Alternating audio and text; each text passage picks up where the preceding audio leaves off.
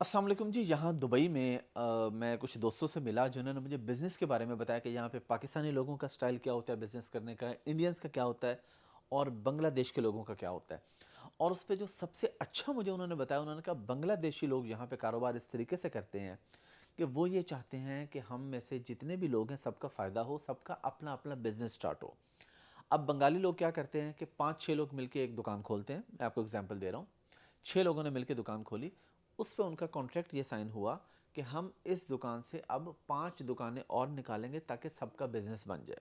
वो ये नहीं कहते कि हमने हमेशा इसी दुकान में लगे रहना है, या जिसने अगर 4 एम्प्लॉयज़ रख लिए तो बस उन्हीं के साथ लगे रहना है। वो कहते हैं कि सबकी अपनी अपनी दुकान होनी चाहिए। फिर 1 साल के बाद उस दुकान में से जो प्रॉफिट था, जो भी उनके किचन मनी होती है वो निकालते हैं। बाकी का वो क्या करते हैं, वो सेविंग करते हैं। 1 साल के बाद फॉर एग्जांपल नई दुकान बन गई। अब अगर वो 6 पार्टनर थे तो 6 में से अब वो 5 रह जाएंगे, छठे को वो अगली दुकान दे देंगे। अब ये दुकान 5 लोगों की रह गई। इसमें जो छठे की इन्वेस्टमेंट थी वो अपनी निकाल लेगा क्योंकि उसकी अलग दुकान बन गई। अब फिर ये लगे रहेंगे, फिर ये वहाँ से एक और दुकान बनाएंगे। या फिर ये क्या करते हैं कि कहते हैं जो दूसरी बन गई है, अब दोनों के 3-3 पार्टनर हो गए, 3 इसके और 3 उसके। फिर जब तीसरी बनी तो तीनों दुकानों के 2-2 पार्टनर्स हो गए, ये दोनों तरह वो करते हैं। फिर चौथी बनी, फिर पांचवी, फिर छठी। इवेंचुअली उनका गोल ये होता है कि सबकी अपनी अपनी दुकान हो जाए, अपना अपना बिजनेस हो जाए। और हमारे पाकिस्तानी नॉर्मली क्या करते हैं, यकीनन हमारा पाकिस्तान बहुत अच्छा मुल्क है और बहुत ही अच्छे लोग हैं और अच्छे काम भी करते हैं, लेकिन अक्सरियत जो पाकिस्तानी वो क्या करते हैं, वो कहते हैं कि यार मैं जो काम कर रहा हूँ ना, मेरे पास जो 10 एम्प्लॉयज़ हैं ना, ये बस मरते दम तक मेरे एम्प्लॉयज़ ही रहने चाहिए। ये कहीं अपना बिजनेस ना शुरू कर लें, इनके पास कोई सीक्रेट ना चला जाए, इनके पास कोई बात ना चली जाए, इन्होंने अपना कर लिया तो मैं कहाँ जाऊँगा। हालांकि हर एम्प्लॉय का ये राइट है कि वो अपना बिजनेस शुरू करे, वो कहीं भी जॉब करता है कोई बंदा, और ये उसकी जिम्मेदारी है कि जैसे ही बिजनेस सीक्रेट उसके हाथ लगे फ़ौरन रिज़ाइन करके अपना बिजनेस शुरू कर दे और कोशिश करता रहे, टो में लगा रहे कि मुझे बिजनेस करने के तरीके पता चल जाएं। सारी ज़िंदगी एक ही बंदे के पास जॉब करना कोई लॉयल्टी नहीं होती, बेवकूफ़ी होती है। ये मैं पहले भी ऐसे वीडियोस बना चुका हूँ कि लॉयल होने में और बेवकूफ़ होने में फ़र्क होता है। लॉयल्टी ये है कि आप जहाँ पे जब तक जितना अरसा जॉब कर रहे हैं उसमें आप लॉयल रहें, उसमें आप ईमानदारी से काम करें, डाटा लीक ना करें, ईमानदारी से काम करें, सारे मामलात में ठीक रहें। ये होती है लॉयल्टी। ये लॉयल्टी नहीं होती कि आप एक बंदे के एम्प्लॉय हैं तो आपने बस क़यामत तक या मरते दम तक उसी बंदे के साथ काम करना है और आपके बच्चों के आगे बच्चे भी एक एक सेम कंपनी में नौकरी करे जा रहे हैं।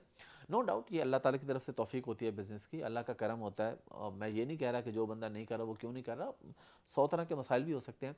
लेकिन बांग्लादेशियों के मैंने आपको तरीकाकार बता दिया।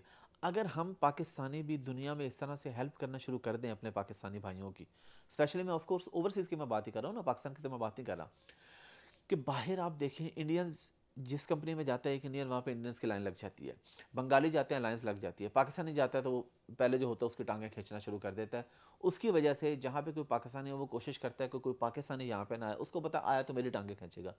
भाई अगर आप मिलजुल के चलें, आप एक दूसरे को गाइड करें, एक दूसरे को बेहतर तरीके से काम बताएं और नए लोग वहाँ पे लेके आएँ, तो पाकिस्तान कितनी तरक्की कर सकता है। आईटी के अंदर दुनिया की जो बड़ी बड़ी आप देख लें कंपनीज है, फेसबुक है, यूट्यूब है, गूगल है, जो भी आप देख लें, उसके अंदर टॉप पोजीशंस पे इंडियंस बैठे हैं। अब ऐसा तो नहीं है कि उनको सिर्फ इंडियंस ही मिलते हैं और दुनिया में कोई है ही नहीं, लेकिन इंडियंस ने अपना वहाँ पे नाम ऐसा बनाया है और आपस में कोऑपरेट ऐसा किया एक दूसरे के साथ कि एक आया तो वो दूसरे को लेके आया। ऑफ कोर्स पहले जूनियर पोजीशन पे आएगा, फिर आहिस्ता आहिस्ता टॉप पे। ओवरऑल उससे इंडिया की इकोनॉमी को फ़ायदा हो रहा है। और हम लोग वही काम करते हैं कि जहाँ एक बंदा चला गया उसने दुकान बना ली, वो कहता है बस सारी ज़िंदगी बस मेरी चलती रहे, किसी और के ना बन जाए। तो इन चीज़ों से निकल के अभी हमारे मुल्क के जो हालात हैं, डॉलर्स की शदीद कमी है, तो हमें कोशिश ये करनी चाहिए कि जो पाकिस्तानी भाई आपको बाहर मिले दुनिया में, जिस भी जगह पे मिले, आपने कोशिश करनी है कि उनको जॉब देने के बजाय, स्टार्ट में तो ऑफ कोर्स जॉब देनी होती है, आपने कोशिश ये करनी है कि उनको आप बिजनेस करवा के दें अपना।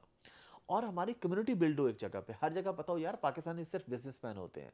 पाकिस्तानी कम्युनिटी जहाँ पे होगी, लोगों को पता होगा यार ये एक दूसरे की बड़ी हेल्प करते हैं, अगर मैं यहाँ जाऊँगा कोई दूसरा यहाँ जाएगा, उसकी हेल्प होगी, उसका भी बिजनेस ग्रो होगा। तो अभी मैं दुबई के अंदर हूँ, यहाँ पे मैंने मल्टीपल बिजनेसेस देखे हैं, ऑन ग्राउंड बहुत सारे बिजनेसेस हैं। मैं आपको बताऊंगा भी अगले वीडियोस में इंशाल्लाह कि आप लोग दुनिया में कहीं भी हैं या पाकिस्तान में हैं, अगर आपके पास इन्वेस्टमेंट है तो छोटे बिजनेसेस, लॉन्ड्री का और इस तरह के बहुत सारे ऐसे बिजनेसेस हैं जो आप यहाँ पे प्लांट लगाते हैं और काम करते हैं। गाड़ियों का है, इंपोर्ट करके ठीक करवा के बेहतर करके आगे बेचते हैं। बहुत सारी ऑप्शंस हैं। मैं इंशाल्लाह वो सारे आप लोगों से डिस्कस करूंगा। आप में से जो भी इंटरेस्टेड होगा वो यहाँ पे भी काम करेगा। सारी बात का मकसद क्या है कि आपकी इनकम डॉलर्स में जनरेट हो या दिरहम में या रियाल में, यानी फॉरेन करेंसी में इनकम जनरेट हो, ताकि इन्फ्लेशन आपको अफेक्ट ना करे।